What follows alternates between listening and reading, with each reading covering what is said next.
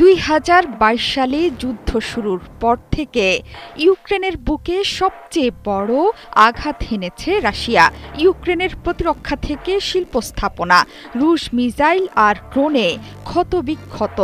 সামাজিক যোগাযোগ মাধ্যমে ছড়িয়ে পড়েছে ধ্বংসযজ্ঞের চিত্র।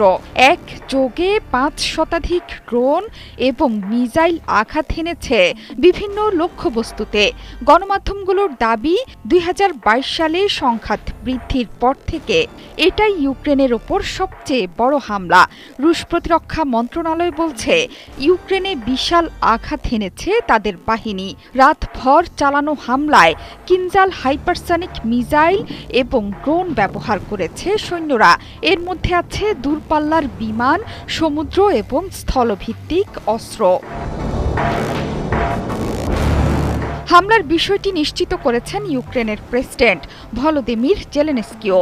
তার দাবি, অন্তত 477টি রুশ বিস্ফোরক বোঝাই ড্রোন এবং বিভিন্ন ধরনের 60টি মিসাইল আঘাত করেছে ইউক্রেনে। এই সুযোগ কাজে লাগিয়ে আবারও পশ্চিমা সমর্থকদের কাছ থেকে আরও বিমান প্রতিরক্ষা ব্যবস্থা সরবরাহের দাবি জানান তিনি। শুধু তাই নয়, রাশিয়ার মিসাইল বহর ঠেকাতে পশ্চিমাদের দেয়া F-16 যুদ্ধবিমানও হারিয়েছে ইউক্রেন। এই ঘটনায় নিহত হয়েছেন বিমানের পাইলট। হামলায় 20টির বেশি রকেট এবং 40টি ড্রোন বিমান প্রতিরক্ষা ব্যবস্থা ভেদ করে লক্ষ্যবস্তুতে আঘাত করেছে। পশ্চিম ইউক্রেনের দ্রোহবিচ শহরের সামরিক প্রশাসনের প্রধান জানিয়েছেন, বিমান হামলায় আগুন ধরে গেছে শিল্প অবকাঠামোতে। এই হামলায় হতাহত না হলেও গুরুত্বপূর্ণ অবকাঠামোর ব্যাপক ক্ষয়ক্ষতি হয়েছে। দ্রোহবিচ আর ক্রেমেনচুকে তেল শোধনাগার কেন্দ্রগুলোই ছিল হামলার লক্ষ্যবস্তু।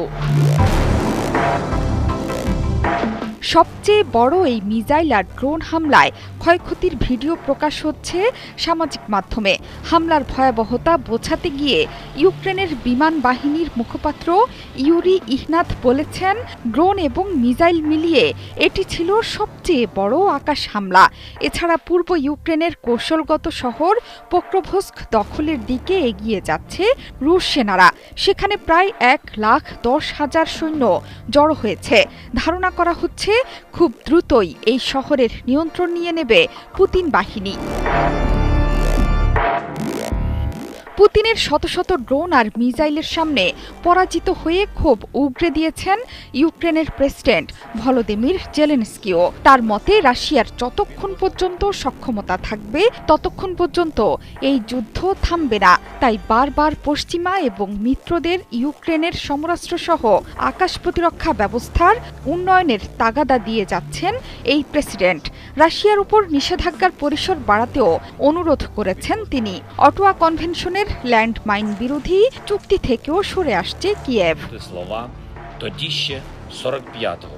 জোহরা চৌধুরী, সেতু, 71।